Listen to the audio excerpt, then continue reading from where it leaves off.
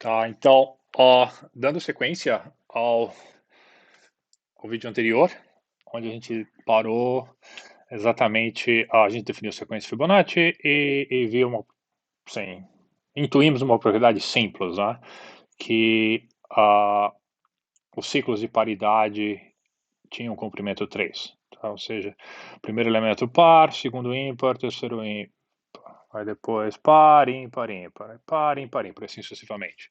E a gente estabeleceu uma proposição, então, que para todo n inteiro não negativo, f de n é par, 6 só c, f de n mais 3 é par, né? Tá?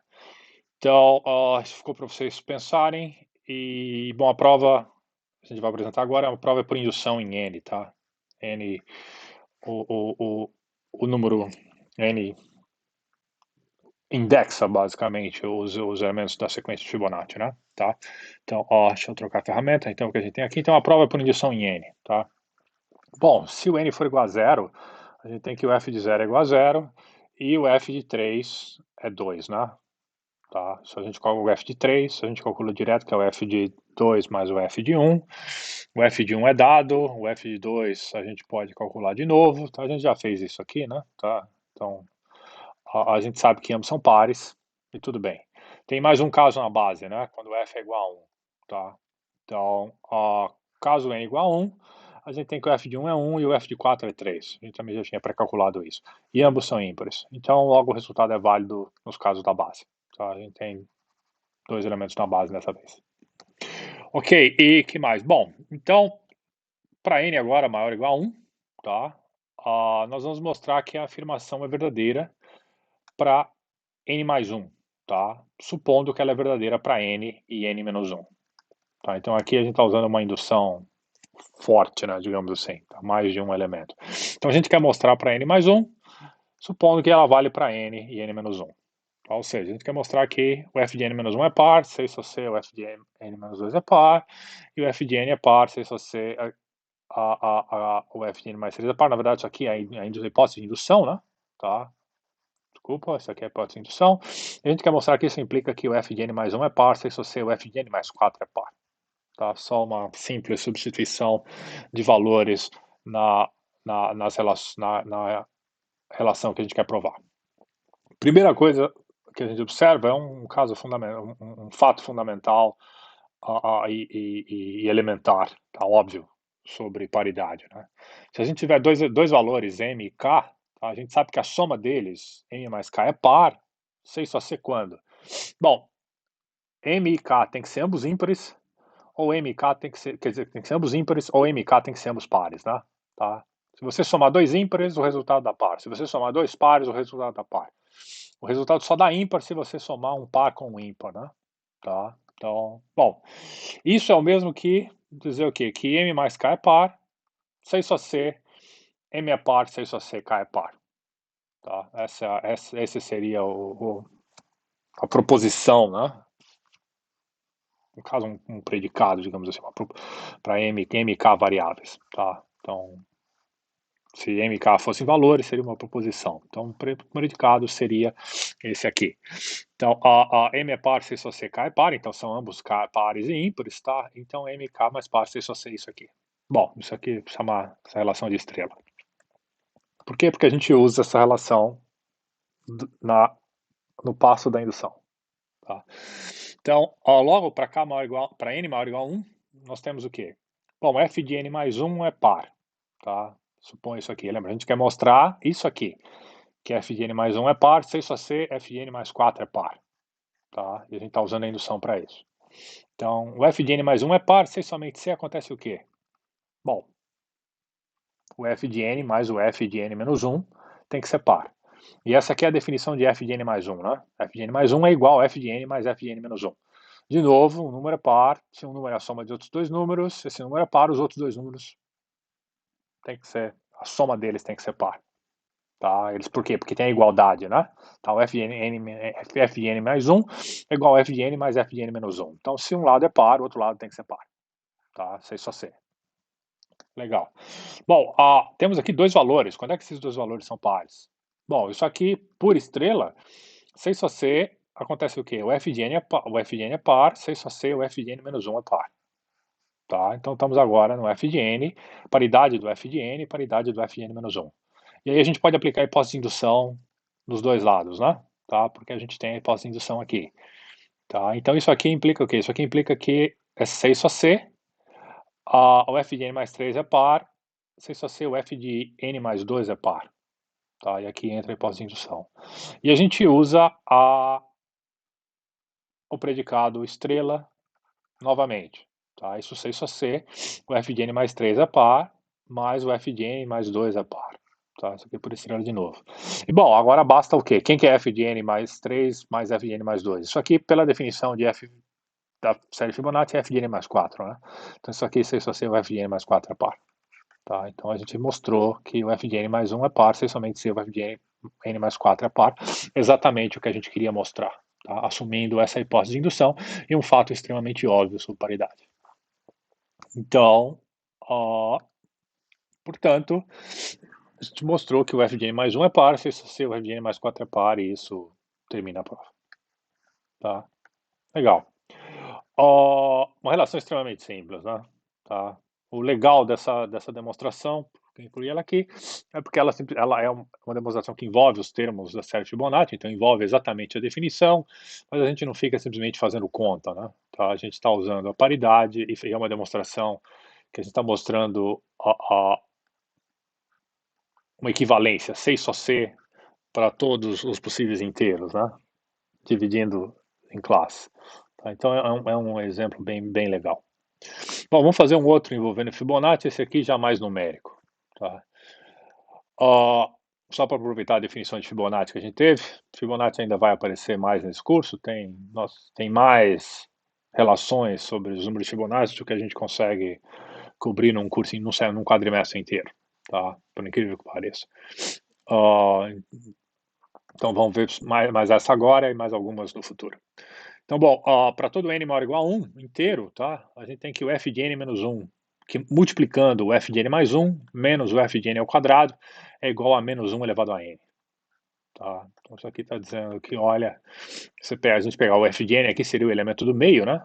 Tá? Se a gente pegar o elemento do meio ao quadrado e subtrair isso do produto do anterior com o posterior, então a gente tem basicamente aqui algo que é mais ou menos 1 o resultado. Tá? Então, não é surpreendente se você voltar na sequência aqui e fizer substituir alguns valores, fizer as contas, você vai ver que aquilo lá de fato é verdade. Tá? Então, bom, mas como é que a gente prova isso? A gente prova por indução em n, de novo. Tá?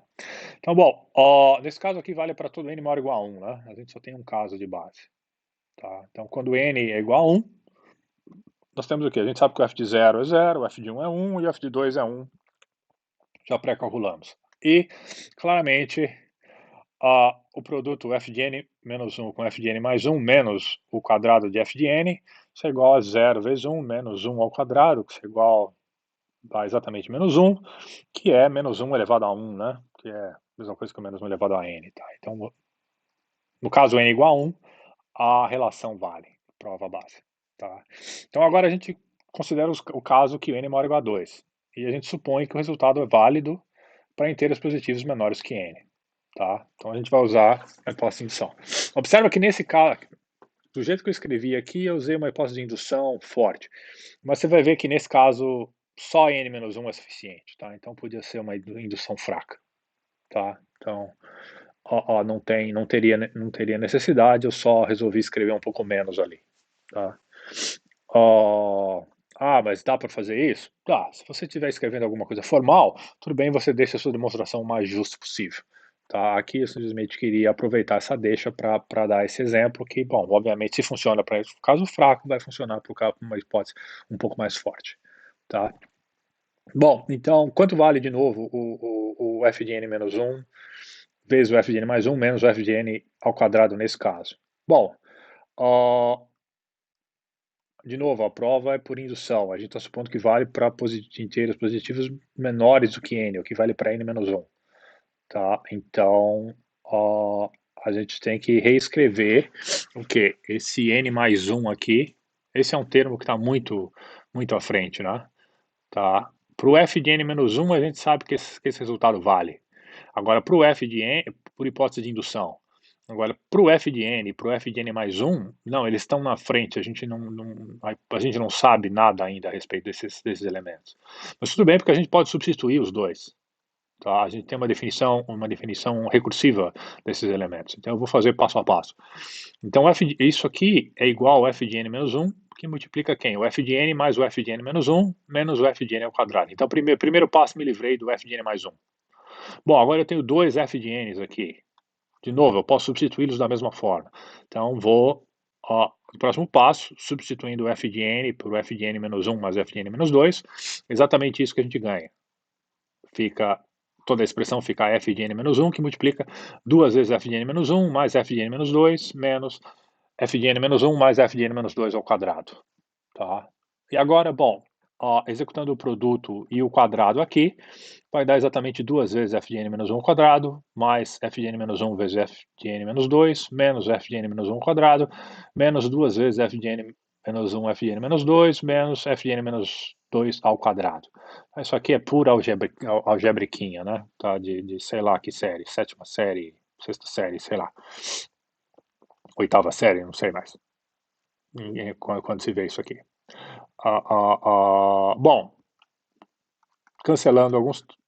fazendo as somas e subtrações aqui, ou seja, cancelando alguns termos, tá? Isso aqui dá exatamente o quê? Dá exatamente, e já colocando menos 1 em evidência, tá? Para mudar o sinal, deixar o sinal na direção correta, o sinal dos termos na direção correta. Isso aqui vai dar menos 1, que multiplica f de n menos 2 ao quadrado, mais f de n menos 1 vezes f de n menos 2, menos f de n menos 1 ao quadrado. Tá? E observe o quê? Observe que a gente pode colocar o f de n menos 2 ao quadrado aqui. Então, mantendo ainda o menos 1, que multiplica o f de n menos 2, que multiplica f de n menos 2 mais f de n menos 1, menos o f de n menos 1 ao quadrado. Por que a gente está fazendo isso? Bom, porque o f de n menos 1 ao quadrado já está no lugar dele. Certo? Para a gente aplicar a hipótese de indução. O f de n menos 2 agora ele está no lugar dele. E a nossa sorte é o quê? Que o f de n menos 1, menos 2 mais o f de n menos 1, por definição, é exatamente o f de n. Tá? Então, tudo isso que a gente fez foi apenas uma manipulação sintática, algébrica, para chegar nessa expressão. Menos 1 que multiplica f de n menos 2 vezes f de n menos f de n menos 1 ao quadrado. Tá? E aí que nisso a gente consegue usar a hipótese de indução, né? Tá? Porque a gente está exatamente no caso n menos 1. Certo? Então, aplicando a hipótese de indução nessa última expressão, a gente sabe que isso aqui vai dar, então a expressão original, f de n menos 1 vezes f de n mais 1 menos f de n quadrado, a gente mostrou que era menos 1, f de n menos 2, f de n menos f de n menos 1 ao quadrado. Por hipótese de indução, ela vale menos 1 elevado a n menos 1, a gente já tinha um menos 1, isso aqui dá exatamente menos 1 elevado a n, e a prova termina, né? Tá? Então, ou seja, o uso da hipótese de indução aqui foi trivial, tá? Só para mostrar que a gente fez uma manipulação algébrica aqui usando simplesmente a definição da sequência de Fibonacci, né? Do termo de Fibonacci. Tá? E como eu falei, eu espero que a gente só precise da hipótese de indução para n-1 aqui. Tá? Mas fica uma demonstração bonitinha, bem justinha, tá? Nada muito complicado. Vamos fazer mais uma, tá? Mais uma que a gente usa a formato, a indução forte. Tá? Então, considera que a gente tem uma sequência AN, tá? De números A0, A1, A2, definidas pela seguinte relação. Tá? A0 vale 0. E o AN mais 1 vale A0 mais A1 mais A2, mais AN mais N mais 1. Tá? Quando N for maior ou igual a 0 nesse caso. Tá? Para o N mais 1 aqui. Tá? Então, isso é uma definição, uma recorrência, né? Tá? Uma definição indutiva. Tá? Por quê? Porque um termo de maior índice está definido em função dos termos de menor índice, né? Tá? Isso não é a primeira vez que aparece aqui. Isso é uma relação de recorrência, então. Bom, o resultado que vale, para tudo n maior ou igual a 0, então, a gente tem que a n é igual a 2 elevado a n menos 1. Tá? Ou seja, essa relação de recorrência aqui, ela já te dá uma forma de você calcular o valor de AN. Tá? Mas você precisa o quê? Você precisa fazer um somatório para obter o valor de AN, né? Tá? E esse somatório depende dos valores anteriores. Tá? Então, se você fizer isso aqui de uma forma esperta, você precisa de um laço for para fazer isso. Se fosse implementar em código, você usaria um laço for para fazer isso aqui de uma forma esperta, guardando os resultados de uma variável, e você resolveria isso aqui em tempo linear, tá? Em N. Se você fizesse uma implementação boqueta, tá? Isso aqui leva tempo exponencial, tá? Mas não precisa. Tá? Ou seja, uma implementação boqueta geral leva tempo exponencial. Uma implementação mais pensada, com uma variável para guardar somas parciais, tá? Que a gente chamaria de programação dinâmica, você faz em tempo linear. Tá?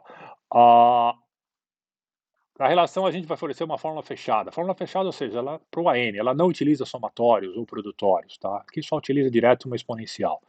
Tá? Então, dependendo do valor de n que você tiver, você consegue fazer isso aqui diretamente em tempo constante, dependendo do processador que você tiver, ou no pior caso você gasta tempo logarítmico em n, tá, para calcular isso aqui. Então seria bem mais rápido e você não precisa sequer usar um for para fazer isso. Bom, mas isso foi um detalhe de codificação. O que a gente está interessado mesmo é usar a indução para provar esse resultado. E achar fórmulas fechadas são coisas bem interessantes. Tá? Sempre que possível a gente gosta de fazer isso. Então, bom, claramente o resultado é válido quando n é igual a zero, né? Porque foi dado, o A0 é zero. Tá? Então, funciona.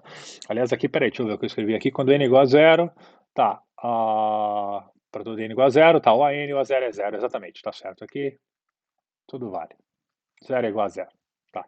Então, suponha então que o resultado é válido para todo inteiro positivo menor ou igual a n. Tá? Dessa vez aqui a gente tem uma hipótese de indução forte e a gente vai usar essa hipótese de indução forte. Tá? Então, pela relação de recorrência, a gente sabe o quê? Que o n mais 1 é a 0, mais a 1, mais a 2, lá, mais a n, mais n mais 1. Bom, todos os índices dos AIs que a gente tem aqui são todos o quê? São todos menores ou iguais a n. Então, a gente pode aplicar a hipótese de indução neles. Tá? Então, isso aqui vai dar exatamente o quê? Vai dar 2 a 0 menos 1, mais 2 a 1 menos 1, lá, mais 2 a 2 menos 2, lá, mais 2 a n menos 1, mais n mais 1. Bom, observe que eu tenho o quê? Eu tenho menos 1 aqui, menos 1 aqui, menos 1 aqui, menos 1 aqui. Quantos menos 1 a gente tem aqui? Tem exatamente o quê? Tem exatamente de 0 a n, tem exatamente 2 a n mais 1, tem exatamente n mais 1 termos. Então a gente tem exatamente o quê? É isso? Quanto dá isso aqui? Você vê o quê? Você vê que tem menos 1 aqui, cancela com mais 1 aqui. Menos 1 aqui, cancela com mais 1 ali. Menos 1 ali, cancela com mais 1 lá. Tá? Então isso aqui vai dar exatamente o quê? Isso aqui vai dar exatamente 2 a 0, mais 2 a 1, mais 2 a 2, lá, mais 2 a n. Isso aqui é uma PG, né? Então isso aqui é uma progressão geométrica. Ou seja, os menos 1 sumiram, isso aqui então fica 1, mais 2, mais 4, mais 8, mais 16, mais 2 a n, né? A soma das potências de 2. Isso aqui a gente sabe que dá exatamente o quê? 2 a n mais 1 menos 1. Tá? Então, resultado fecha. Tá? Então, bacaninha, né? Tá bom, se você quiser, você prova ainda essa PG por outra indução, tá? Eu usei direto aqui, mas você podia provar esse resultado ainda por outra indução. Vamos ver mais um, tá? Esse é uma que a gente faz uma limitação, tá? Extremamente útil no caso de análise de algoritmos, tá? E a gente vai fazer isso com recorrências que vêm de algoritmos, tá? Então imagine assim que a gente tem uma G de 0 igual a 1, G de 1 igual a 2, e o G de n mais 1 sendo o G de n menos 1 mais duas vezes o G de n, se o n for maior ou igual a 1. Tá? Temos novamente uma recorrência aqui. Tá? Para todo n maior ou igual a 0 inteiro, a gente está dizendo que esse G de n é menor ou igual a 3 elevado a n. Tá? Ou seja, eu não sei exatamente qual é o valor que isso aqui vai dar, mas eu sei que é menor ou igual a 3 a n, tá? Então, superiormente. Então, 3 a n é um limitante superior para essa recorrência que a gente tem aí. Bom, prova por indução de novo, tá? Indução em N. Nem escrevi aqui, devia ter escrito, mas nesse caso era muito óbvio. Claramente o resultado é válido para o N pertencente a 0 e 1, né? Tá? 3 a 0 é 1, então g de 0 é igual a 1, que é menor ou igual a 1, e, e 3 ao quadrado é 9, então g de 1 é 2, então 2 é menor ou igual a 9. Tá ok. Tá. Então suponha que o resultado é válido para, de novo, todo integral negativo menor ou igual a n. Tá? Para n menor ou igual a 1, o que vale aqui nesse caso? Então quanto é g de n mais 1? G de n mais 1, por definição, é igual à soma de g de n menos 1 mais 2 vezes g de n. Tá? Isso aqui é menor ou igual a quê? Bom, aplicamos a hipótese de indução duas vezes aqui, né? Uma vez em g de n menos 1, outra vez em g de n. Isso é menor ou igual, então, a 3 a n menos 1 mais 2 vezes 3 a n.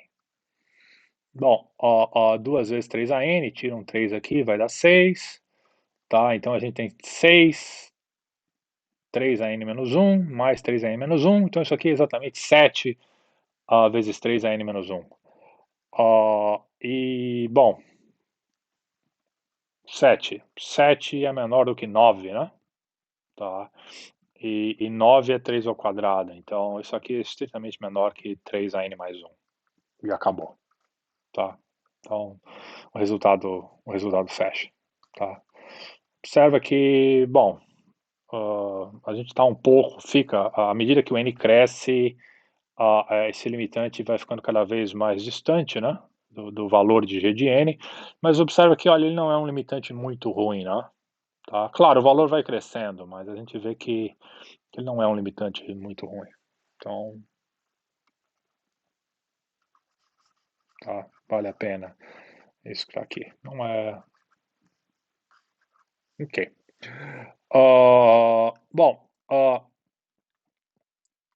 um outro tópico ainda envolvendo indução, tá, que é interessante falar, acho que vou mostrar isso aqui para vocês. Talvez alguns de vocês já tenham visto, mas eu tenho certeza que a maioria ainda não viu. Tá, a gente pode usar indução para provar correção de algoritmos combinatórios, tá? Qualquer algoritmo, na verdade, que a gente poderia usar, mas a gente vai fazer um exemplo em algoritmos combinatórios aqui, tá? E a gente vai tomar como exemplo o problema de ordenação, tá? De n números reais, tá? Que são floats, né, nas linguagens por aí. Tá? Então, ou seja, dado um vetor, a gente vai supor que eles estão num vetor A, indexado de 0 a n menos 1, tá? Com n maior ou igual a 0 números reais, a gente quer rearranjar os elementos em A, tais que, no final desse rearranjo, a gente tem exatamente o que? A de 0, ou seja, o elemento que está na posição 0 do vetor é menor ou igual ao elemento que está na posição 1, que é menor ou igual ao elemento que está na posição 2, lá, que é menor ou igual ao elemento que está na posição n menos 1. Certo? Bom, problemas de ordenação, como esse de cima, eles são fundamentais e clássicos e vocês já devem ter visto diversos algoritmos para isso, tá? Aparece em PI, se não aparece ainda em BCC antes, tá? Mas aparece em PI, aparece em PE, aparece em algoritmos de dados, análise de algoritmos e várias outras situações, tá? No nosso curso aqui não é difícil perceber o quê? O que a gente quer, na verdade, é achar uma permutação que seja em ordem crescente, né? Tá? Essa é a ligação com objetos que a gente já viu. Então a gente ganha um vetor, a gente quer permutar os elementos de 1 até n lá, de forma que a hora que a gente aplica a permutação, a, a gente obtém uma sequência que está em ordem crescente. Nesse caso, a gente vai aplicar a permutação no próprio vetor e vai transformar, mover os elementos do vetor de posição de forma que eles fiquem em ordem crescente. Tá? Vou dar dois exemplos para vocês, um iterativo e um recursivo, tá? E a gente vai começar com o iterativo primeiro, que é o algoritmo de ordenação por seleção. Eu particularmente acho o mais intuitivo deles, tá? Bom, vamos lembrar, como é que funciona isso? Então a gente recebe lá a selection sort, ordenação por seleção, recebe o vetor A com n elementos dentro dele, tá? Indexado de 0 até n menos 1. Bom, temos lá enquanto, primeiro, para o i, tá? Para um índice i começando de 0 até n menos 2, o que a gente faz? A gente vai determinar aqui, nesse bloco das linhas 3, 4 e 5, tá? Que eu marquei com essa estrela amarela aqui, tá? Isso vai determinar um elemento mínimo no subvetor, que é um segmento de vetor, né, na verdade, que vai de A de I até n menos 1. tá?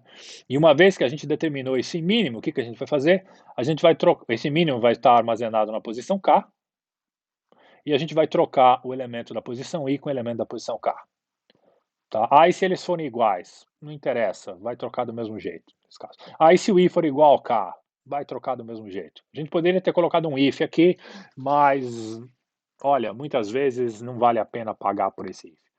Tá? Se você tem apenas elementos, é muito mais fácil trocar, é mais barato do que fazer um if. Claro que se isso aqui fosse muito caro, você colocaria um if aqui para verificar se os elementos são distintos ou se os índices são distintos. Mas, em geral, não se faz isso. Tá? Apenas porque é mais fácil, essa atribuição aqui é mais barata. Mas eu estou divergindo aqui, divagando. Tá? E, bom, como é que a gente determina o mínimo entre I e n-1? Bom, a gente precisa de uma variável para isso, o k, que armazena o candidato inicial I, e aí a gente tem um for j aqui que vai de I mais 1 até n-1, que é o limite. E aí, bom, se em algum momento o A de k for maior que o A de j, a gente atualiza o k com o valor j. Tá? Então, a minha afirmação é que esse algoritmo aqui, ele ordena corretamente, ele faz corretamente a tarefa que ele tem que fazer, ou seja, ele ordena em ordem crescente os elementos de A. Tá? Bom, como é que a gente prova a correção desse algoritmo? Bom, é um algoritmo iterativo. Tá? A gente tem iterações aqui, tem 2 fors encaixados aqui, na verdade, né? Tá?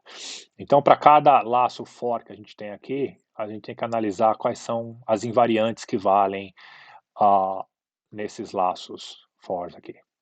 Tá? E eu botei 2 pontos aqui, tá? Esse ponto em verde, esse ponto em azul. Observa que eles estão exatamente logo após os testes do laço, tá? Ou seja, o laço ainda está rodando, fez o teste, o laço está válido, mas ainda antes da próxima instrução que vai ser executada que está dentro do laço. Tá? Bom, quais são as invariantes? As invariantes são aquelas propriedades que dependem das variáveis do laço, tá? E que são válidas, que a gente tem que mostrar que são válidas em todos os passos, tá? Do laço.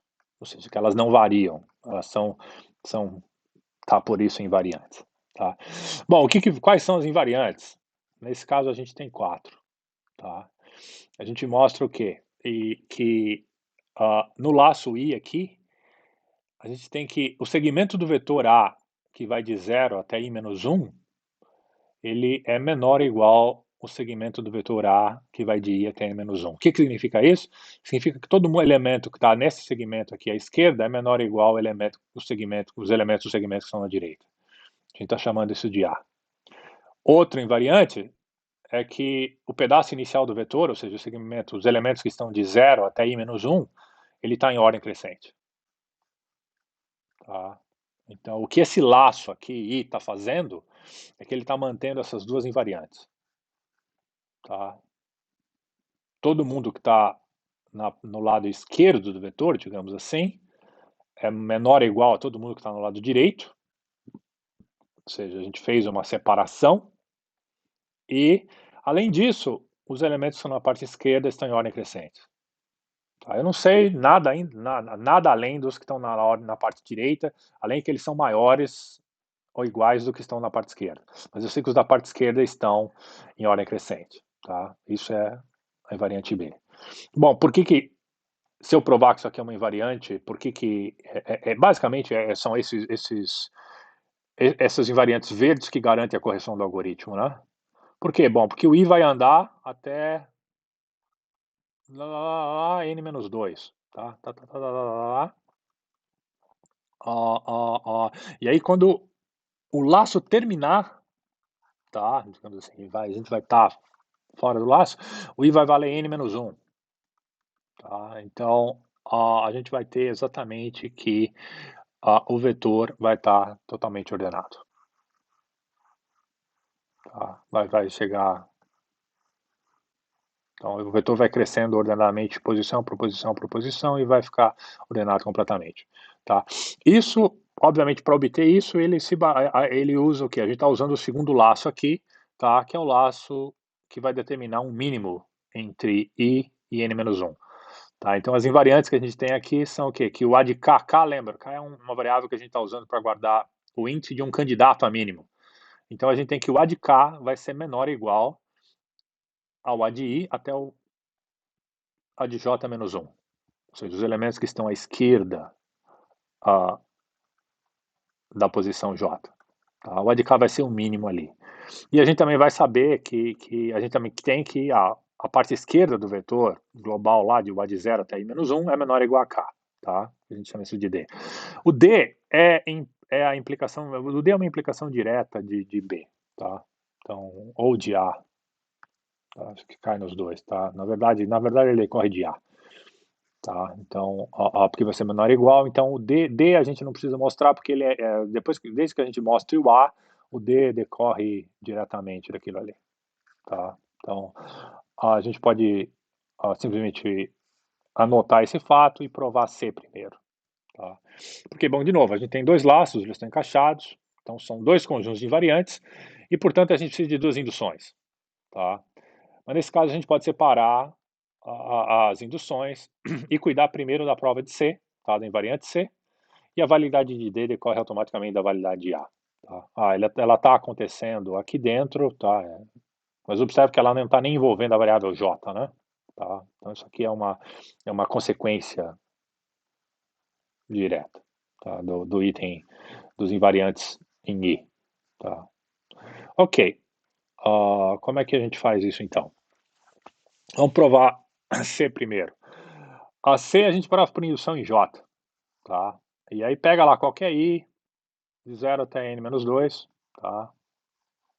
Por quê? Porque, bom, quando tiver um elemento só, se isso tudo for satisfeito, aquele elemento vai ser o maior que todo o vetor, né? Todos os demais elementos do vetor. Tá? Então, bom, inicialmente o K é igual a I e o J é igual a I mais 1. Tá? Trivialmente, a gente tem que o A de K é menor ou igual a de I, que é, no fundo, o igual a de J, de I até J menos 1. Né? Então, C vale na base. Tá? Se a gente voltar aqui e ver quem é o C está valendo na base, trivialmente. Então, com o J maior que I mais 1, supõe que o C é válido para J menos 1. A gente tem que mostrar que vale para J, né? Esse é o ponto. Então, se a gente olhar lá na linha 5, o que acontece lá na linha 5? Tem o teste lá do if. Tá? Pode obter o quê? Pode ter o caso que o A de K é menor ou igual a de J. E aí, se isso for verdade, a gente obtém trivialmente que o A de K é menor ou igual ao A de I até J. Tá? Lembra que a hipótese de indução garante que o A de K é menor ou igual ao A de I até o A de J menos 1. Tá? O A de J aqui é o elemento vizinho e ele é menor ou igual, então, obviamente, a extensão do vetor é trivial. Tá? Em caso contrário, o que a gente tem? Bom, em caso contrário, nós temos, juntamente com a hipótese de indução, né, que a gente falou, que dá o quê? Que, bom, a hipótese de indução dá que o A de K é menor ou igual ao A de I até o A de J menos 1. E o A de K é maior que o A de J. Tá? Isso é o que a gente tem. Se a gente trocar os índices, ou seja, fazer não trocar os índices, fazer o K agora passar a ser o J, a gente nós vamos restaurar essa situação, né? Que o A de J vai ser exatamente o A de K, que vai ser menor ou igual ao A de I até o A de J menos 1 e o próprio A de J. Então, do A de I até o J. E com isso, a gente conclui a indução para C, né? Tá? Ou seja, a indução mostrou que aquela invariante vale. A gente acabou de provar o passo, então a gente mostrou que essa invariante vale. Tá? E aí, de novo, nota que quando o laço interno termina, o J vai estar N, né? Vai ser N. E com isso, C é lida como K é menor ou igual, o A de K é menor ou igual ao A de I até N menos 1. Ou seja, K é um índice de um mínimo. Tá? No subvetor, no segmento de vetor, tá? Eu devia ter escrito aqui, talvez é melhor falar isso do que no segmento de vetor, tá? Porque é contíguo, né? Ok? De I até N menos 1. Tá? Observe que é um mínimo, pode ter mais de um, tá? E do jeito que a gente escreveu aqui, o laço, ele vai pegar o menor índice, né? Tá? Então o algoritmo vai ser estável. Mas se você não sabe o que é isso, não se preocupe. Um dia você vai ver. Então, bom, agora a gente vai tratar das demais invariantes, que são A e B. Tá? Vamos lembrar quais são elas. elas são as invariantes do laço I, for I, e é simplesmente dizendo que o A de 0 até n menos 1 é menor que o A de I até n mais 1, ou seja, todo elemento que está nessa parte de 0 até n menos 1 é menor ou igual a todo elemento que está na parte de I até n menos 1, e ainda que o algoritmo deixa a parte de 0 até n menos 1, ela está em ordem crescente. Tá? Então é por isso que ao final esse algoritmo funciona. Tá? Ele vai passo a passo, melhorando a solução que ele tem, e no final está todo mundo, a propriedade vale para a solução inteira, e é corretamente. Tá? Então, bom, a prova de novo, de A e B, é por indução, dessa vez indução em I. Tá? Quando I for 0, o que a gente tem? A gente tem que o A de 0 até I menos 1, é exatamente o A de 0 até menos 1, então é vazio isso aqui, né? Tá? A parte esquerda é vazia. Então, obviamente, A e B são trivialmente satisfeitos. Porque o vazio está certamente ordenado e o vazio não tem nada para comparar com ninguém à direita, né? Tá? Isso é uma parte trivial. Então, bom, com I maior que 1, maior que 0, desculpa, supõe então que o A e B são válidos para I menos 1. A gente tem que mostrar que ela é válida para I. Tá? Ou seja, isto é, a gente tem que A de 0 até I menos 1 é menor ou igual a A de I até I menos 1 e que o A de I menos 1 está ordenado. Tá? Isso é o que a gente sabe que é válido. Certo? É isso. Então, bom, no início da linha 6, quem é a linha 6? A linha 6 está aqui embaixo, é onde a gente faz a troca, né? O A de I com o A de K, o A de K com o A de I. Tá? Detalhe, o que eu tô supondo aqui, tá? Eu estou atribuindo esse par à direita a esse par à esquerda aqui, tá? Então isso aqui funciona. Isso aqui é Python-like, tá? Como se fosse em Python, isso aqui funciona. Acho que eu botei uma página em branco aqui, sem problema. Tá, então, bom, no início da linha 6, após o término do laço interno e antes da instrução de troca, né, o que a gente tem por C? A invariante que a gente já provou. Que o A de K é igual ao mínimo do A de I até até n menos 1. Tá? Isso é o mínimo. Por hipótese de indução, a gente tem o quê? A gente tem que o A de K é maior ou igual ao A de 0 até o A de I menos 1. Certo? Porque a gente sabe o quê? O valor do K é pelo menos I, né? Tá? Então, isso está lá na linha 3. Então, que ele é setado como I. Então, após a troca, a gente tem que o A de 0 até I menos 1 é menor ou igual a de I, que é menor ou igual a de I mais 1 até N menos 1. Que é a mesma coisa que o A de 0 até I, menor ou igual a de I mais 1 até o N menos 1. E a gente sabe que o A de 0 até I está em ordem crescente. Tá? Porque isso aqui valeu, né? Tá? Então, isso completa a indução em I. E termina a prova. Tá? De novo, observe que no término do laço externo a gente tem, na verdade, aqui que o I é igual a N menos 1. Tá? E assim, bom, o A vai ficar trivialmente satisfeito. Tá? Porque o elemento em A de N menos 1, ele é simplesmente maior ou igual a todo mundo que está lá até N menos 2. Tá? E a B, então, vai fornecer que o A de 0 até N menos 1 está em ordem crescente. Tá? Então, isso prova que o algoritmo funciona. Bacana, né? Tá? Isso pode ser usado sim, com maior ou menor facilidade em qualquer algoritmo iterativo que você tiver. Tá? O segredo é sempre achar invariante. E, aliás, o segredo da programação desses algoritmos é exatamente você descobrir quais são as invariantes que você tem que preservar. Tá? Em geral, você bola uma solução pensando nas invariantes e aí você tem um algoritmo. Tá? E, ao mesmo tempo, prova que ele está correto.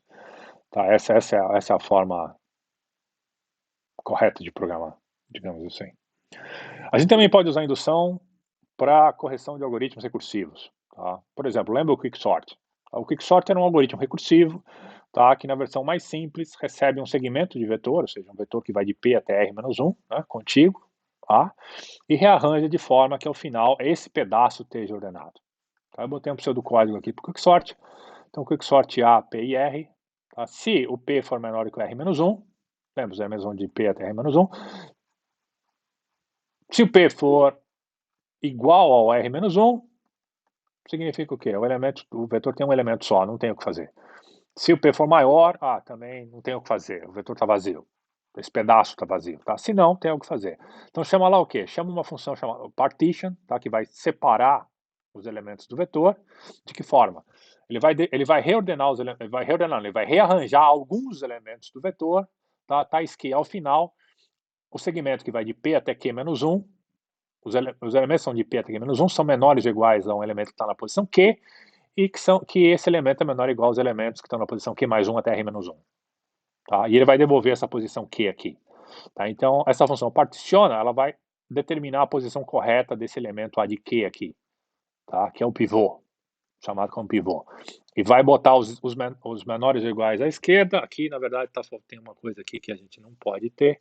Então, vamos botar assim. Aqui tem que ser menor ou igual. Menor, quer dizer. Tá? Em vez de menor ou igual, menor. Tem uma versão que é menor, igual, mas que a gente faz com menor, tá? E, e como é que eu trago isso aqui? Pronto. E aí, bom, para ordenar o vetor inteiro, a gente chama o quicksort A0 lend A, tá?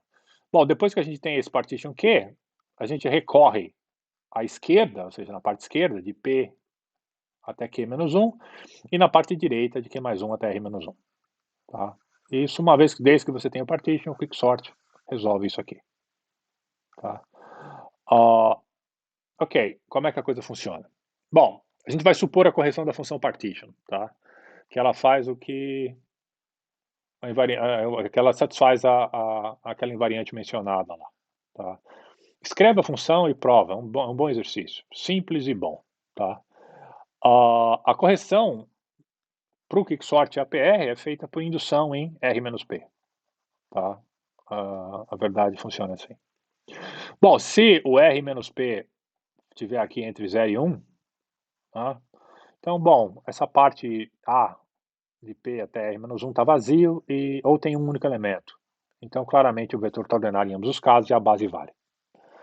Se o R-P for maior do que 1, tá?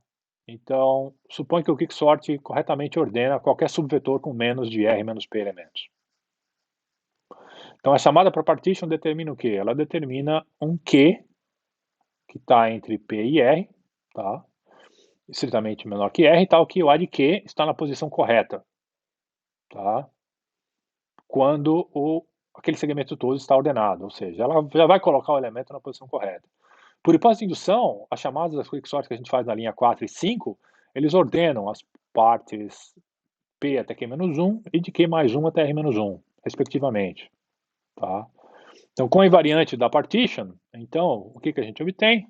A gente obtém exatamente isso aqui, né? Ops, eu também botar, corrigir a invariante. Tá? Vamos deixar assim. Então, a gente tem a parte esquerda, que é ordenada pelo primeiro quicksort, é menor ou igual a de Q, que é menor que a parte direita, que é ordenada pelo segundo quicksort. Tá bom? Isso implica que o vetor inteiro está ordenado, né? Então, acabou. Um argumento semelhante vale para o merge sort. A diferença é que o merge sort é mais regular ainda, né? Tá? O merge sort é sempre executa em tempo n log n, né?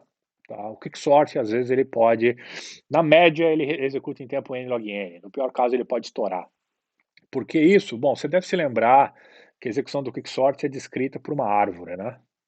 Tá? Que ela pode ser balanceada, no caso médio, ou degenerada, no pior caso. Aqui à esquerda a gente tem uma árvore balanceada, tá? Representando uma possível execução do quicksort. Começa lá com a parte P de R-1, aí divide para a parte P Q1 menos 1 e Q1 mais 1R. Aí essa parte esquerda é dividida de novo, com pivô Q2, a parte direita é dividida com pivô Q3, e assim continua. Tá? Desde que a divisão seja mais ou menos no meio aqui, seja uma fração, tá? A gente diz que essa árvore é balanceada e ela tem altura logarítmica. Tá? No pior caso, para cada vez que o partijão roda, ele divide em dois subproblemas, onde a gente só tem um elemento de um lado e n menos 1 do outro. Um elemento do lado e n menos 2 do outro. Um elemento do lado e n menos 3 do outro. Tá? Então, por isso que isso aqui, a altura dessa árvore é linear, tá? O de n, e por isso que o quicksort estoura para n quadrado. Tá? Essa aqui é a altura logarítmica, ele usa tempo linear. O n aqui vem que a cada nível da árvore ele tem que fazer n de trabalho, né? Mas eu coloquei essas árvores aqui exatamente para dar uma abertura para o próximo exemplo de indução que a gente vai fazer, tá? E com isso a gente vai definir, então, as árvores binárias. O que a gente usou aqui foram árvores binárias, né? E vocês já devem se lembrar disso em algum curso. Bom, mas vamos definir a árvore binária de uma forma recursiva, tá? Vamos dar uma definição recursiva ou indutiva, tá? Para a árvore binária. Então, uma árvore binária T, ela é ou vazia, tá? Ou ela é um nó, que a gente chama de raiz, que pode guardar algum conteúdo, tá? Nesse nó a gente pode guardar algum conteúdo, e além disso, esse nó aponta para duas outras árvores, que a gente chama de subárvores, tá? Binárias. Uma esquerda em TE e outra direita em TD, tá? Então, basicamente, o que acontece aqui é que a gente tem aqui um nó, e aí a gente tem aqui um apontador para uma subárvore esquerda, digamos assim, e um apontador para uma subárvore direita, tá? E isso aqui tudo é uma árvore T, tá? Ou simplesmente a sua árvore T é vazia, tá? Esse aqui é o caso A, isso aqui é o caso B, tá? São as duas possibilidades. E observa que, como definidas, são árvores binárias. Aqui a árvore esquerda pode ser vazia ou é um nó que aponta para outras duas subárvores, esquerda e direita. E o mesmo vale para a árvore direita, né? Tá? Bom, a gente diz que um nó cujas subárvores são vazias, as duas, tá? Ele é uma folha. Ou seja, uma folha é um nó que não tem subárvores, não tem descendentes, tá? Todo nó que não é uma folha é um nó interno, tá? Então, no exemplo aqui, isso aqui esses nós que estão aqui no final são folhas, né? E esses outros três aqui são nós internos, tá? A raiz da árvore inteira é essa aqui. Vocês devem lembrar disso. Bom, uma árvore binária ela é estrita, ou também chamada como estritamente binária, tá? Se todo nó interno aponta para duas subárvores não vazias, tá? Ou seja, uma árvore binária é estrita se ou o nó é folha e não tem subárvore alguma para que ele aponta, ou ele é um nó interno que aponta para duas subárvores. Então aqui na esquerda nós temos o exemplo de uma árvore estrita, cada nó aponta, que não é folha, aponta exatamente para duas subárvores, e aqui tem uma não estrita. Então, observa que aqui tem um nó que aponta para uma subárvore e não tem a subárvore esquerda. Esse nó tem a subárvore esquerda, mas não tem a subárvore direita. Esse nó tem a subárvore direita, mas não tem a subárvore esquerda também. Tá? Então essa aqui é estrita, essa aqui não é estrita. Tá? Então, tá, o que a gente quer com isso? Proposição. Em toda árvore binária estrita, não vazia, o número de nós internos é uma unidade menor do que o número de folhas. Ou seja, o número de nós internos é o número de folhas menos 1. Tá? De novo, ela tem que ser binária estrita e não vazia. Tá? Não vazia por quê? Bom, porque se for vazia, obviamente não tem nó, não faz sentido, tá? Essa comparação. Se ela não for estrita, bom, a gente pode ter esses nós aqui, né? Ou seja, a gente pode ter uma coleção tão grande quanto a gente queira aqui, tá? De nós internos, tá? sem ligação nenhuma com folhas, tá? Então, não tem como isso valer, tá? Então isso é mas se ela for estrita, essa relaçãozinha é interessante e vale. Provavelmente vocês já viram isso aqui provado em algum curso anterior, tá? Se não viram, vão ver num curso posterior também, tá? Em geral, algoritmos de dados. Ó, como é que a gente pode provar isso? Vai, como é que a gente prova isso aqui? Bom, nossa, agora a gente tem uma árvore aqui, né? Um objeto combinatório, que pode ter lá qualquer estrutura, tá? Mas tudo bem, a gente tem uma hipótese sobre a estrutura, ela é estrita. Ah, então o nó ou é folha ou tem dois descendentes, né? Um descendente esquerdo e um descendente direito. Bom, mas mesmo assim, a estrutura de uma árvore binária estrita com N nós, tá? Pode ser o quê? Pode ser qualquer, né? Com N folhas, digamos assim, vai, com N folhas. Vai com 2N menos um nós, tá? Onde N é o número de folhas.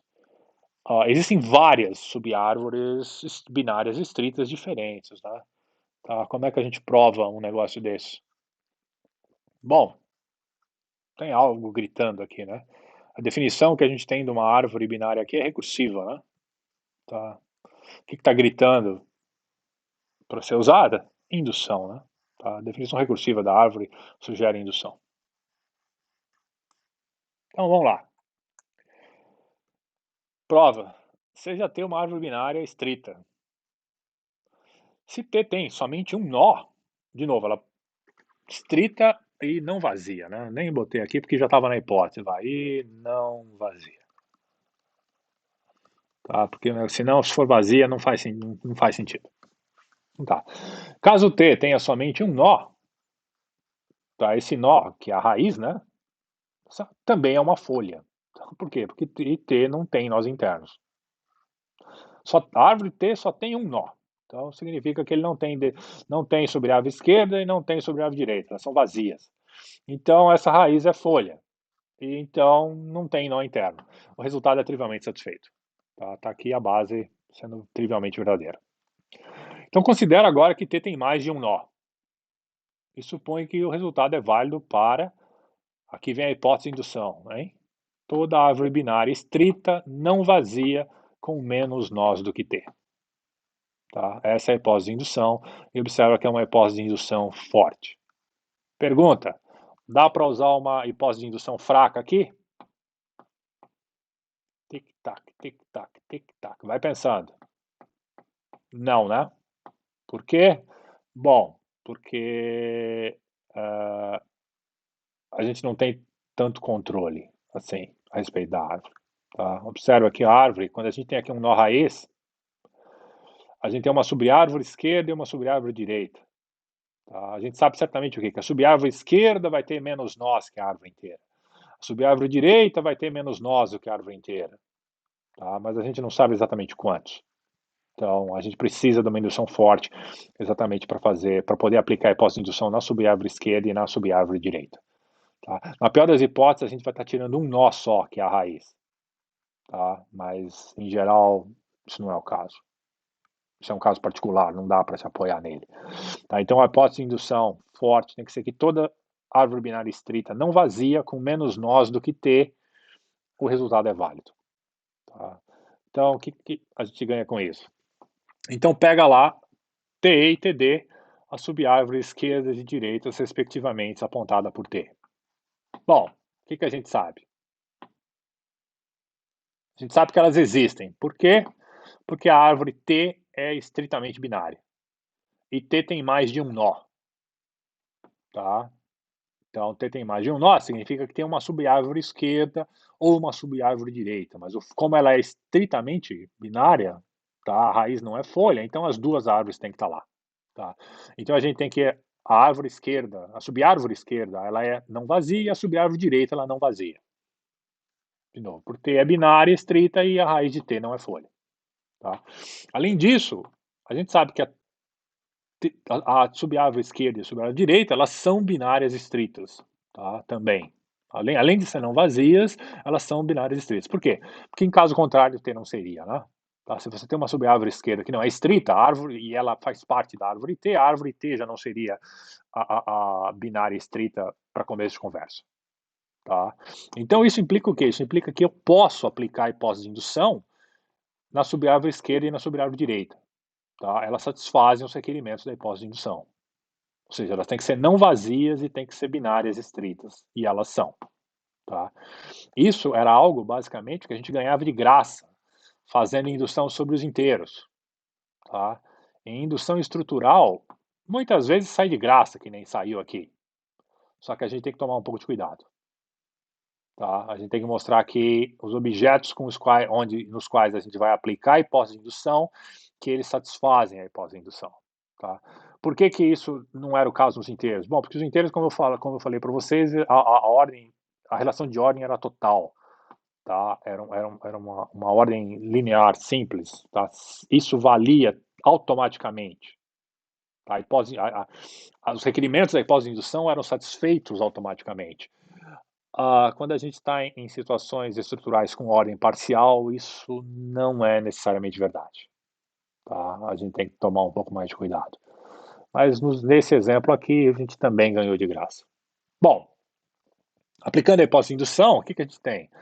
Tem lá que o número de nós inteiros em TE é igual ao número de folhas menos 1. Estou criando uma notação aqui para isso. Tá? Talvez devesse ter introduzido a notação antes, mas não estou sendo tão formal a esse ponto. Tá? E o número de nós internos da árvore direita também é o número de folhas na árvore direita menos 1. Bom, claramente o que? O número de folhas na árvore T é o número de folhas na subárvore esquerda mais a subárvore direita. Né? Não tem como T ter mais folhas do que isso aqui. Lembra, a única coisa que a gente tinha mais em T era o que? Era a raiz, e a raiz não é folha, nesse caso. Tá? E como a raiz, por quê? Porque a raiz é interna. Tá? Então, como a raiz de T é interna, a gente tem que o número de nós internos de T é igual ao número de nós internos de TE mais o número de internos de TD mais 1, né? Tá? A gente tem um nó interno a mais. Bom, combinando todas essas relações que a gente tem aqui, obviamente, o número de nós internos de T é igual ao número de folhas em T menos 1 e o resultado segue. Tá? A indução termina. Bacaninha, né? Resultado simples, mas está aí uma prova por indução bem bonitinha, tá? Uma indução estrutural, é isso que a gente fez aqui, tá? E bem justinha, e prova que isso vale para qualquer árvore, né? E mais, isso aqui basicamente te dá o quê? Isso aqui te dá um algoritmo de construção de árvores binárias estritas. Tá? Você parte do quê? Você parte de uma folha, ela é uma árvore binária estrita. Aí você constrói outra folha, aí você junta duas folhas com um nó interno. Aí depois outra folha e um nó interno. Aí depois você pega esses nós internos e junta com outro nó interno, ou com outra folha. Tá? Então todas as árvores, isso aqui te dá um algoritmo para a construção de todas as árvores binárias estritas, não vazias, tá? Que a gente pode ter. Então, ela não só te dá a decomposição, como te dá um algoritmo para a composição. Tá? Pensa um pouco a respeito disso aqui, do algoritmo que isso te dá. É interessante, ou seja, é uma prova construtiva. Bom, nota, já falei, pulei na frente do slide. A prova que a gente apresentou é exatamente um protótipo do que é conhecido como indução estrutural. Tá, indução estrutural usada em conjuntos, árvores, grafos, matroides e por aí vai. Estruturas combinatórias em geral. Tá? Então, em geral, como funciona essa prova? Todo objeto que a gente tem uma definição recursiva dele, a indução estrutural se aplica, tá? Então, bom, como é que em geral isso funciona? A gente tem lá um objeto original, que a gente quer mostrar que certa propriedade vale. A gente pega o objeto original e decompõe ele, tá, em uma coleção de subobjetos menores. Tá? E, em geral, essa decomposição ela é obtida via remoção de alguma parte do objeto original. Às vezes não precisa.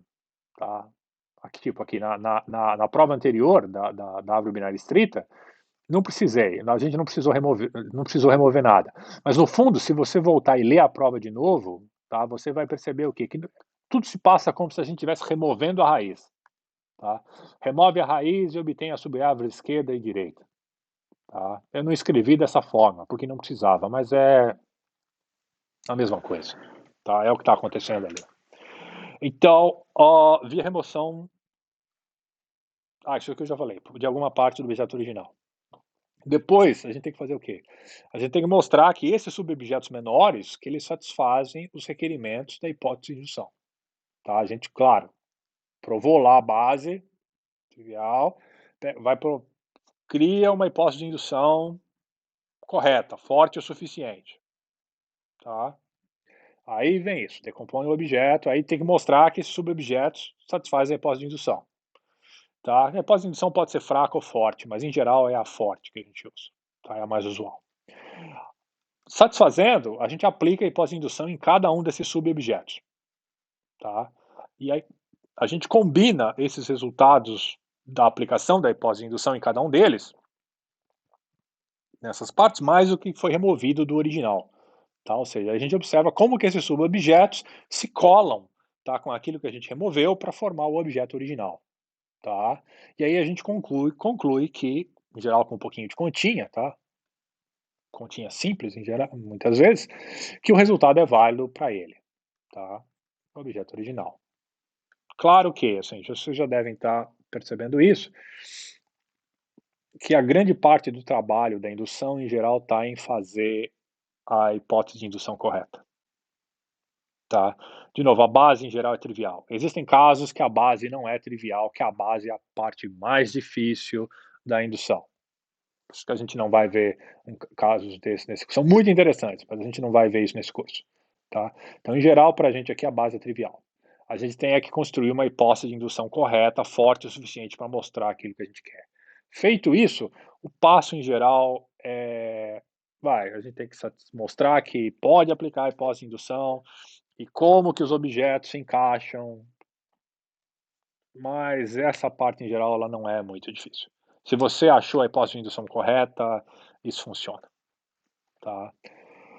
Ah, bom, o que que a gente pode dizer com isso aqui, que eu botei em verde, é que a indução estrutural e a recursão, elas são duas faces de uma mesma moeda, tá? Elas andam lado a lado.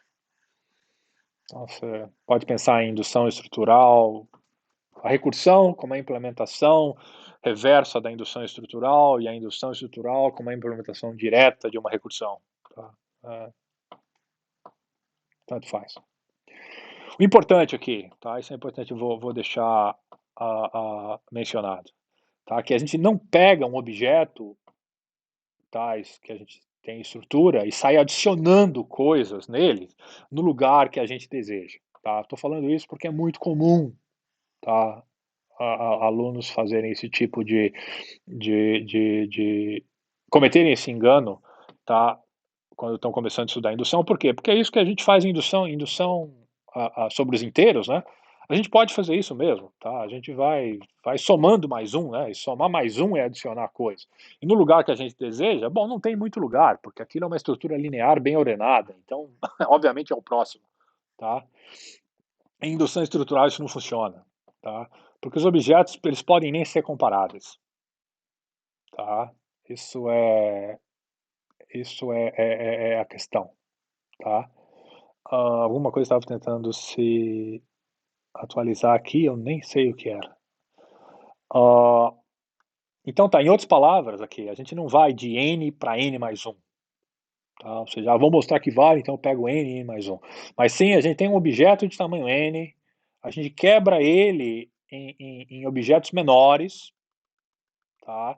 Aqui que tem tamanho N1, N2, lá, NK, tá? A gente sabe que todos esses objetos têm tamanho menores ou iguais a N. E obviamente essa parte, essa soma aqui dos NIs é menor ou igual a N. Por quê? Porque talvez um pedacinho tenha ficado de fora, tá? Não sei, ou não. E aí depois a gente volta e aplicando a hipótese de indução nesses pedacinhos aqui, a gente conclui de volta que vale para N, tá? Então, onde aqui era na indução de inteiros, a gente aplicava a hipótese de indução direta no N aqui, né, e concluía para N mais um. Tá? Aqui não, aqui a gente divide primeiro para depois conquistar. Tá? Ah, tá aí, apareceu, né? O famoso termo divisão e conquista. Bom, divisão e recursão a gente usa muitas vezes para divisão e conquista, né? Então é óbvio que a indução estrutural tinha que estar relacionada com divisão e conquista, tá? Então, não é acidente. Bom, a gente já tinha usado indução estrutural anteriormente, tá? Quando a gente mostrou o quê? Quando a gente mostrou a cardinalidade do power set de um conjunto. Lembra? A gente mostrou que para qualquer conjunto A finito, a cardinalidade do power set, né, 2 elevado a A, era exatamente 2 elevado à cardinalidade de A, né? Ou seja, que o número de elementos num power set era exponencial no número de elementos no conjunto base. Tá? Só de farra, vamos repetir essa prova aqui. Vou escrever a prova agora de uma forma ligeiramente diferente para ficar ainda mais óbvio que é uma indução estrutural. Tá? Então a prova vai ser por indução em A, no conjunto. Tá? Dessa vez eu não vou nem fazer a prova por indução no número de elementos. Tá? Eu vou fazer a prova por indução no conjunto, tá? Na estrutura. A gente fez a prova por indução lá na árvore, né? Tá? Então, vou fazer uma prova por indução no conjunto aqui. Claro que o número de elementos vai estar implicitamente sendo usado, né? Bom, caso o conjunto A seja vazio. Bom, então assim a gente tem que o conjunto das partes só tem um elemento, que é o conjunto vazio. Então 1 é a cardinalidade do conjunto das partes, que é exatamente o quê? 2 elevado à cardinalidade de A, né? Que é 2 elevado à cardinalidade do vazio, que é 2 elevado a zero, que é 1. Então 1 é igual a 1. O resultado vale na base. Então agora pega conjuntos A's não vazios e supõe que o resultado é válido para qualquer subconjunto próprio B de A. Tá? Ou seja, B tem menos elementos que A. B é um subconjunto de A e tem menos elementos que ele. Tá? De quanto? Pode ter um a menos, pode ter vários a menos. Tá? Detalhe, a gente podia ter escrito tal que a cardinalidade de B é igual a cardinalidade de A menos 1.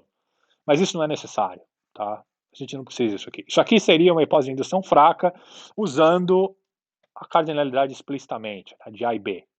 Tá? Mas a gente não precisa disso e pode usar uma hipótese de indução um pouco mais forte, simplesmente tomando subconjuntos próprios de A.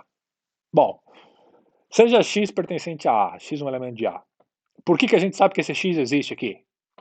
Bom, porque a gente está supondo que o A agora é não vazio. Então ele tem pelo menos um elemento. Legal. Então, por hipótese de indução, se a gente pegar o conjunto das partes de A menos esse elemento x, bom, eu pego o A, eu arranco esse elemento x que está lá dentro, isso aqui é um B, né? É um subconjunto próprio de A. Então eu posso aplicar a hipótese de indução numa boa aqui. Detalhe, isso tudo é conjunto. E a gente não tem. A única coisa que a gente precisa é que o conjunto seja finito. E se o conjunto era finito, a gente arrancou um elemento, ele continua finito, né? Então isso aqui eu nem escrevi, nem argumentei, porque era óbvio, tá? Mas estou falando para você prestar atenção que a gente pode usar a hipótese de indução aqui. Em alguns momentos, talvez você precise fazer esse tipo de argumento. Aqui não precisava. Então, a cardinalidade do conjunto das partes de A menos x é exatamente 2 elevado à cardinalidade de A menos x. Tá? Bom, nós temos o quê? Mas quem é exatamente o conjunto das partes de A? Bom, o conjunto das partes de A ele é formado por aqueles subconjuntos que têm o x e aqueles subconjuntos que não têm o x, né? Tá? Ou seja, eles são todos os subconjuntos x de A menos x, união disjunta com todos os subconjuntos x de A menos x que ainda têm o x, ou seja, todos os que possuem x e todos os que não possuem x. E a gente sabe que são 2 elevado a menos x aqui e 2 elevado à cardinalidade de A menos x aqui. Tá? Esses dois conjuntos têm o mesmo número de elementos, tá? De subconjuntos, então eles têm a mesma cardinalidade. Então isso aqui implica o quê? Isso aqui implica então que a cardinalidade do conjunto das partes de A é a cardinalidade do conjunto das partes de A menos x mais a cardinalidade do conjunto das partes de A menos x. Que, de novo, a gente já sabe da hipótese de indução, isso aqui é 2 vezes a cardinalidade de A menos x, mais 2 vezes a cardinalidade de A menos x, que é 2 vezes a cardinalidade de A menos x. Bom, 2 vezes isso aqui, obviamente, é o que está dando um elemento aqui, né? Isso aqui é 2 vezes a cardinalidade de A, tá? E a indução fecha. tá? Bacaninha, né? Claro que a cardinalidade está envolvida, mas observe que a gente não fez a indução é estrutural. A gente está fazendo a indução aqui no conjunto, tá? Bacana isso, né? Bom, várias outras provas estruturais, de indução estrutural vão aparecer nesse curso ainda, tá? No momento agora, vamos aproveitar e brincar com mais uma, tá? Estudando um conceito bastante interessante que é sistemas de representantes distintos, tá? Eu vou abreviar com vocês aqui para SRD, tá? Então imagina que a gente tem aqui uma sequência S, caligráfico, né, de S1, S2, SM, tá? E essa sequência é de conjuntos, tá? Os SIs aqui são conjuntos. E eles são não necessariamente distintos, tá? Pode ser que o mesmo conjunto se repita aqui dentro dessa sequência, tá? A gente diz que um sistema de representantes distintos para essa sequência S, tá? Ela nada mais é que uma sequência de elementos distintos, x1, x2, xm, tá? Ou seja, x1 diferente x2, diferente xm, são pares, são 2 a 2 distintos, tais que o xi pertence ao SI. Isso aqui vale para todo I pertencente a M. Tá? Ou seja, o xi vai ser escolhido como representante de SI. Então, desde que dê para escolher um representante em cada SI, que eles sejam todos distintos, a gente tem um sistema de representantes distintos para essa sequência S. Tá? Pergunta óbvia: quando é que um tal sistema existe? É sempre verdade que existe um tal sistema desse? Não, né? Existem casos que obviamente isso não existe. Por exemplo, quem me dá um caso pequeno onde isso não existe?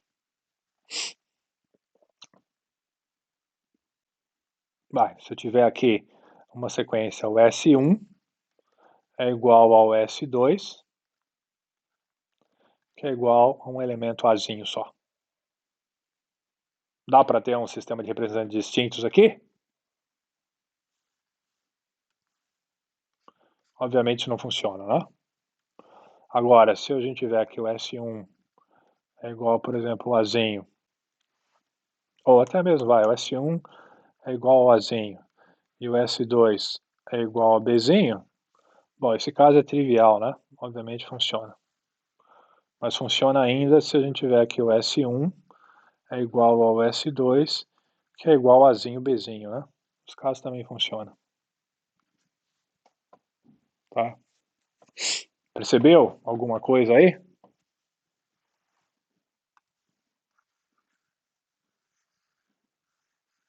Dá para ter a ideia de uma condição necessária a partir daqui já. Pausa o vídeo e pensa um pouco. Bom, claramente o S tem um sistema de representantes distintos. Se ele tem, tá, a condição de Hall é satisfeita, é uma condição necessária. Tá? O que diz isso? O que diz a condição de Hall? Que para qualquer K pertencente a conjunto aqui de 1 a M, a união de quaisquer K conjuntos em S tem que ter pelo menos K elementos, né? Tá? Ou seja, simbolicamente, para todo I subconjunto de 1 até M, conjunto até M, a união dos SIs para I em I, a cardinalidade disso tem que ser maior ou igual à cardinalidade de I. Ou seja, a gente tem que ter pelo menos tantos elementos nos conjuntos quantos conjuntos a gente está lidando. Tá? E isso aqui para toda combinação possível. Tá? Então, se existe, isso aqui é satisfeito. Tá? E aí você pode voltar aqui e ver que nesse caso que é possível a condição de Hall é satisfeita, nesse caso que é possível a condição de Hall é satisfeita, nesse caso aqui, obviamente, ela não é, né? Tá? Vale só para um, vale só para dois, vale para ninguém. Quando a gente põe dois, só tem um elemento, obviamente, aqui é impossível. Tá? Bom, a parte legal da história, o surpreendente, digamos assim, é que essa condição necessária óbvia, ela também é suficiente. Tá? O que quer dizer isso? Bom, condição necessária. Se tem um sistema de representantes distintos, então essa condição aqui é verdadeira. Tá? A união de quaisquer K conjuntos tem que ter pelo menos k elementos. Senão já não dá para fazer, obviamente. Mas o ponto é que, se isso aqui vale, é suficiente. Ou seja, basta isso ser verdade, sempre que a gente fizer a união de qualquer k conjuntos, ter pelo menos k elementos, implica que a gente consegue achar um sistema de representantes distintos para aquela sequência de conjuntos S. Tá? Então isso fornece uma caracterização para o sistema de representantes distintos. Bom, teorema. S tem um sistema de representantes distintos se somente C, a condição de Hall é válida. Bacaninha isso, né? Tá. Como é que a gente prova isso? Ideia? Por indução, né? Ah, por quê? Porque o que a gente está fazendo é de indução. Não, mas é porque é mesmo, tá? Indução em quê? Indução no número de conjuntos que a gente tem, né? Tá. Então, a necessidade é óbvia, então eu não vou provar, tá? Então a gente vai provar apenas a suficiência da condição de Hall. E a prova é por indução em M, tá? O número de conjuntos que a gente tem. Bom, o caso em que M é igual a 1 é claramente válido, né? Tá bom, aqui tem um detalhe a mais aqui, né? Talvez a gente devia colocar aqui, para ser sincero,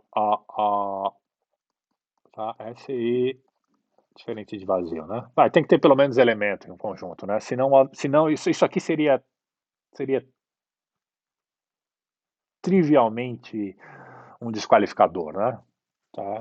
Se a gente não tiver, se tiver um conjunto vazio, não vai dar para achar sistema de representantes distintos nenhum. Tá? Arranca ele da sequência e tenta fazer alguma coisa. Então, por isso que eu nem me preocupei aqui com essa possibilidade aqui na base. Tá? Se tem um conjunto, tem pelo menos um elemento, então obviamente isso aqui é válido. Então supõe que o M é maior que 1 e que a condição de Hall ela é válida para toda a coleção com menos de M conjuntos. Tá? Ou seja, a gente pegou lá K conjuntos e esse K é menor do que M. Então, o que pode acontecer? Bom, a gente tem que mostrar que... Bom, a gente está supondo que ela é válida. Então, para qualquer K menor que M que a gente pegue, a união de K conjuntos tem pelo menos K elementos.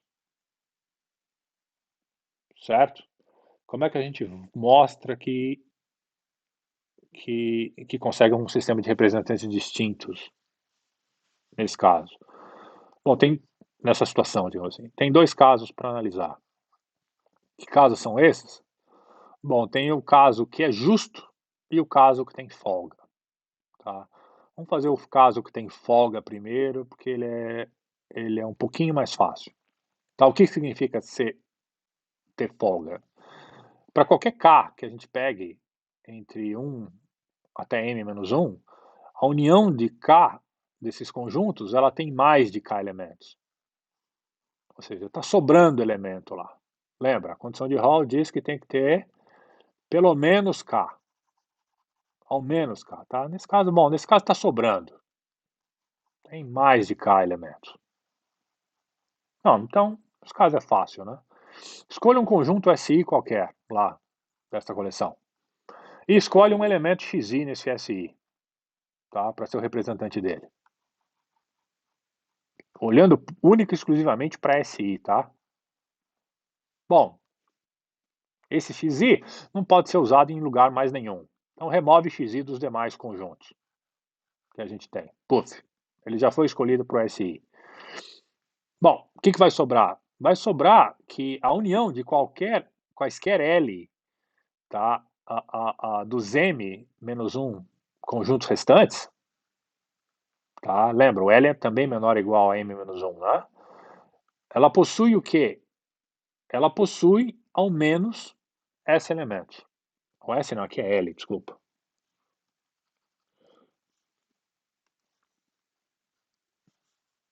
Tá, isso. Por quê? Porque estava sobrando elemento, né? Tá, mesmo que a gente tenha tirado o xi aqui, tá? A gente tem que sobram elementos suficientes. Então, pela hipótese de indução, os conjuntos restantes possuem um sistema de representantes distintos e, com o xi que a gente escolheu para o SI, o resultado vale. Ou seja, o que a gente está dizendo aqui é que, olha, tá, a gente pegou aqui, tinha elemento sobrando. Pegou um SI e escolheu um xi para ele. Tá? Tira o SI da história agora.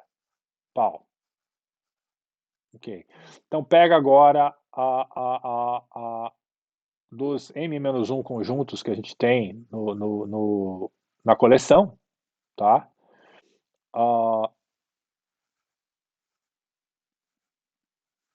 então a gente pode aplicar a hipótese de indução, né? Então a gente constrói um sistema de representantes distintos pela hipótese de indução.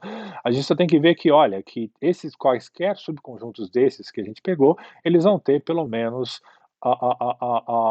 L elementos restantes. Tá? Eu não sei quantos são, mas são no máximo M-1.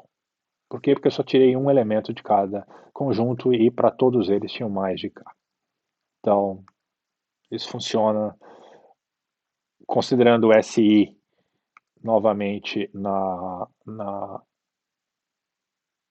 sequência, com o XI, a gente obtém que o S tem um sistema de representantes distinto. Tá?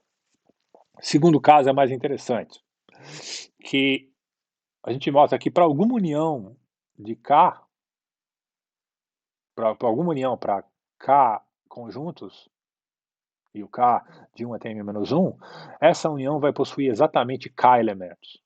Tá? Ou seja, não tem elemento sobrando agora. A gente tem uma união justa aqui. Então esse é um ponto que a gente tem que tomar um pouco mais de cuidado. Tá? Pela hipótese de indução, esses Ks conjuntos eles têm um sistema de representantes distintos. Tá? Então, remova esses K elementos dos demais N-K conjuntos. Tá? Achamos um sistema de representantes distintos para K conjuntos com exatos K elementos. Pega os demais M-K conjuntos e remove esses K elementos. Tá? Dos M-K conjuntos que sobraram, escolha quaisquer L deles. Tá? O L aqui, obviamente, menor ou igual a M-K, né? A união deles, ou seja, tomando a união de todos esses L conjuntos aqui, ela vai possuir pelo menos L elementos. Tá? É óbvio isso? É, né? Por quê? Porque em caso contrário, a união desses L conjuntos e dos K conjuntos originais teria menos que L mais K elementos.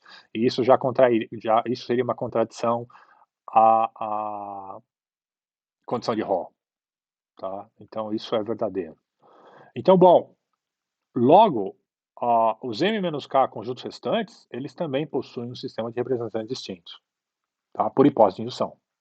Pode ser o caso 1, pode ser o caso 2. Tá? Não sei o caso. Okay. Aliás, isso também valia aqui no caso 1, né? Tá? Quando a gente remove aqui o SI da brincadeira, quando a gente aplica a hipótese de indução, isso aqui pode ser o caso 1 ou pode ser o caso 2, tanto faz. Tá? E, bom, juntamente os dois sistemas de representação distintos, aqui do caso 2, o para K aqui e para os M-K, eles formam um sistema de representantes distintos para o S.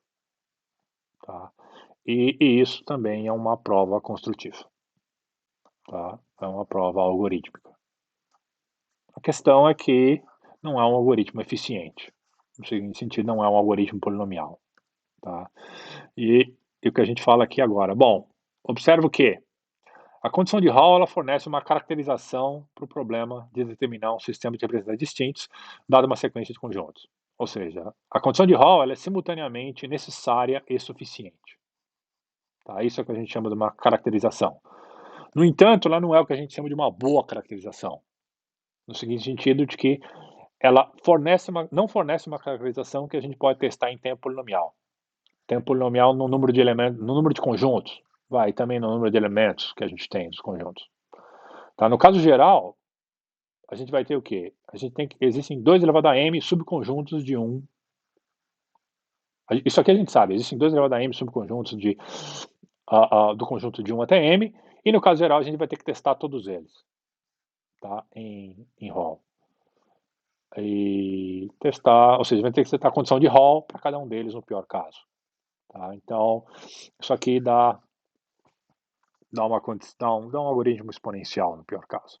tá? A gente vai ver uma boa caracterização dessa equivalente, tá, de certa forma, a ROL, um pouco não, uma caracterização diferente, um pouco melhor, que pode ser testada em tempo polinomial, tá? E a gente também vai ver algumas extensões e aplicações, tem muita coisa interessante que sai daqui de ROL, e desse problema do sistema de representações distintos, tá?